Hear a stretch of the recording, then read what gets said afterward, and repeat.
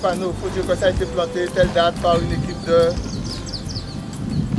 Il faut mettre un panneau.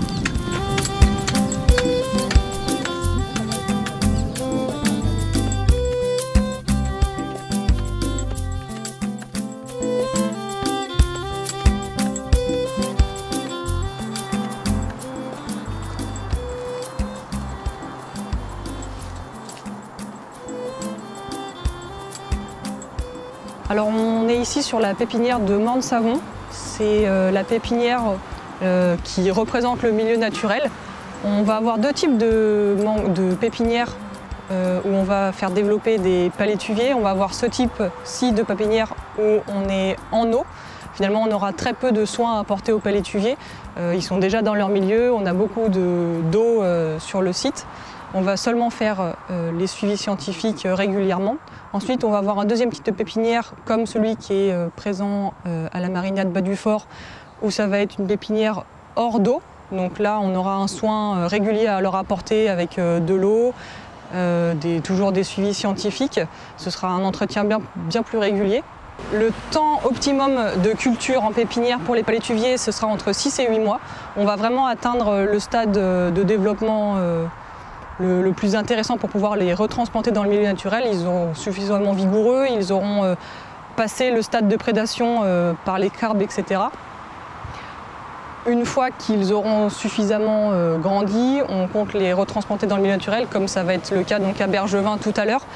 On a identifié la zone de Bergevin car c'est une zone qui, historiquement, il y avait une mangrove à cet endroit-là. Maintenant, on a un littoral qui est très nu, avec beaucoup d'entrées d'eau sur le parking de Bergevin.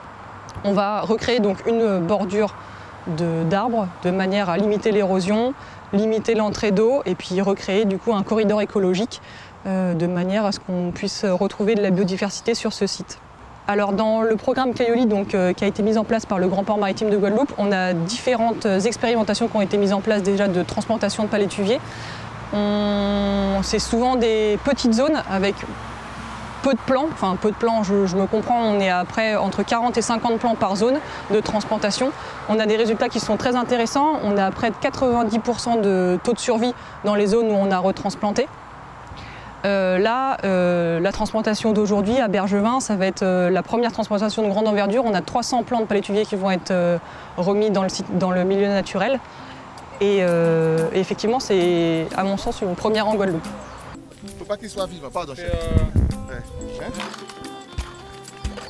Vous voyez ces grandes continuités, ces grands écosystèmes que vous avez là, qui sont donc fragmentés, de grandes dimensions, mais compte tenu de l'évolution qu'a subie cette zone depuis une soixantaine d'années, nous contribuons donc ainsi à relier ces espaces, à faire des continuités, une continuité écologique, à redonner une fonctionnalité.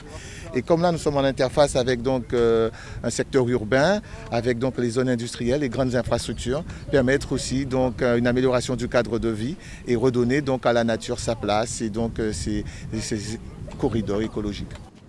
C'est un site qui regroupe toutes les conditions pour un succès des transplantations. D'abord parce que c'est un site à moitié immergé, ensuite parce qu'il y a déjà des palétuviers en place et qu'il y a aussi des juvéniles. Donc on sent que c'est un site qui potentiellement peut être un bon récepteur. On a en cours une opération Adopte un palétuvier avec 8 écoles du petit cul-de-sac marin où chaque enfant a en charge son petit palétuvier jusqu'à la fin de l'année scolaire où les palétuviers vont être donc replantés avec les enfants à la fin de l'année scolaire. Au-delà de ça, on a récupéré des propagules de palétuviers là, des mois de septembre à novembre 2018 et ils sont déjà en culture pour l'année prochaine. Donc il y a d'autres sites en fin d'année prochaine qui vont aussi être restaurés. Alors cette action concrète s'inscrit donc dans un schéma, donc dans tout un programme d'action avec d'autres, avec des liens entre ces actions. Il y aura donc un suivi bien entendu de cette plantation pour voir donc l'évolution des plants, leur croissance, les mortalités, regarnir aussi en remplaçant donc les plants qui ne seraient pas bien partis. Et bien entendu cette fréquence de suivi sera assez rapprochée, peut-être une fois tous les 10 jours suite à la plantation, puis après tous les mois et ensuite tous les trimestres afin d'enlever les liens et permettre donc un développement vigoureux, un bon développement de ces plants. Nous sommes ici aujourd'hui dans le cadre du projet de replantation des palétuviers avec les jeunes qui sont en chantier d'insertion pour l'association Yonalot. Le Grand Port nous a fait appel à notre association pour replanter des palétuviers, donc c'est un projet d'intérêt public et l'objectif c'est que ces jeunes soient formés, qu'ils montent en compétences au niveau de ce domaine-là et qu'ils puissent par la suite faire quelque chose qui n'existe pas en Guadeloupe, c'est créer une entreprise qui pourrait replanter justement des palétuviers et donc protéger notre littoral. Parce qu'il va tomber. Super. Et on met là. Vous voulez qu'on replie? Vous voulez qu'on replie un peu? Oui, c'est possible, merci. Allez. C'est une belle opération très concrète de replantation, vous l'avez vu, sur une zone qui est soumise au recul de la côte, au recul du trait de côte. Parce que le port, comme le reste de la Guadeloupe, subit un certain nombre d'évolutions. Hausse des eaux, recul du trait de côte, érosion. Voilà, donc c'est une vraie belle opération, une première. Après beaucoup de temps passé à bien connaître le milieu, à produire de la donnée scientifique, à cultiver en pépinière aussi des plants. Et là, c'est le grand jour, c'est la réimplantation des plants avec une technique assez bien maîtrisée. C'est important effectivement de mener cette opération, de faire connaître cette opération au grand public parce que souvent on associe l'activité du port à une activité polluante. Mais pour autant, ce que je veux dire, c'est que le port maritime de Guadeloupe, depuis 2016, s'est engagé dans une démarche de préserver ce domaine maritime qui gère parce que nous avons conscience que la seule richesse naturelle de la Guadeloupe, c'est quand même ce milieu qu'on doit préserver. Surtout aussi envoyer un message qui consiste à dire qu'on peut faire du développement en ayant le souci de préserver notre biodiversité et en ayant aussi le souci de prendre en compte la dimension du réchauffement climatique avec les faits qu'il faut préserver les populations. Donc le port est dans cette démarche et je veux vous annoncer très officiellement que je vais saisir prochainement le président du conseil régional ainsi que monsieur le préfet de manière à permettre dans la phase de préfiguration de l'agence régionale de la biodiversité pour que le grand port maritime y soit parce qu'effectivement il y a un savoir-faire. Vous savez qu'on a signé une convention avec l'université sur ces questions parce qu'il faut avancer sur la recherche. On peut faire de la restauration à partir de solutions naturelles. On a besoin de l'université. Donc le port est enclenché depuis maintenant 3 ans dans ces démarches et j'espère bien que le programme Gaioli sera retenu par l'Union européenne au niveau des financements pour nous permettre d'aller beaucoup plus loin dans ce travail qui est le nôtre aujourd'hui. C'est une volonté du conseil de surveillance qui l'a voté en 2016, donc il y a maintenant plus de 2 ans, avec une prise de conscience qui est assez remarquable, qui consiste à finalement reconnaître ce qu'est le port de Guadeloupe, qui est un port extrêmement bien protégé par la nature, des récifs contre la houle, la mangrove contre l'érosion, les herbiers sous-marins contre les mouvements de sédiments et donc pour limiter les dragages.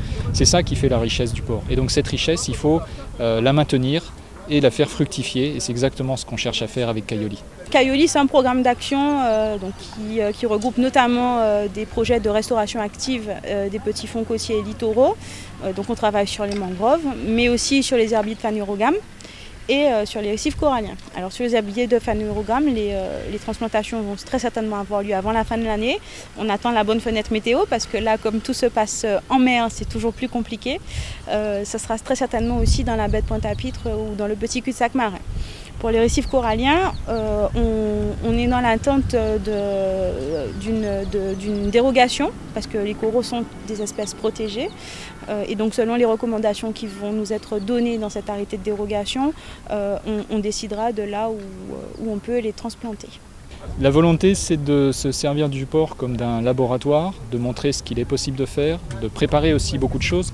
Là, on parle de pépinières de palétuviers, mais on a aussi des pépinières de coraux, on a aussi des pépinières d'herbiers sous-marins. Et donc, tous ces actifs-là, ils sont à la disposition de ceux qui voudront bien s'en saisir. Aujourd'hui, on n'a pas suffisamment pour traiter tous les sujets, mais finalement, la demande, ça n'est que la demande du port pour l'instant. Donc, tous ceux qui sont intéressés sont les bienvenus. Ce n'est pas la fonction première, mais ça va devenir une fonction essentielle parce qu'elle est obligatoire. Aujourd'hui, le législateur a posé un certain nombre de dispositions qui vous mettent, vous aménageurs, dans une phase où vous devez intégrer ces questions environnementales. Donc forcément, dans les politiques publiques, à tout niveau, il faudra prendre en compte ces dimensions et il faudra le faire apparaître. Comme nous l'avons fait lors du vote du budget, au moment du dernier conseil de surveillance, il faudra mettre en place les crédits. C'est de notre responsabilité.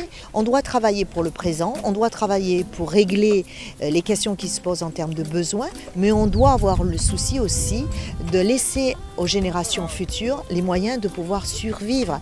Et cette responsabilité, elle importe à tous les acteurs publics. Donc le législateur a eu raison de le faire et nous sommes aujourd'hui dans l'obligation. Donc pour moi, ce n'est pas accessoire, c'est essentiel.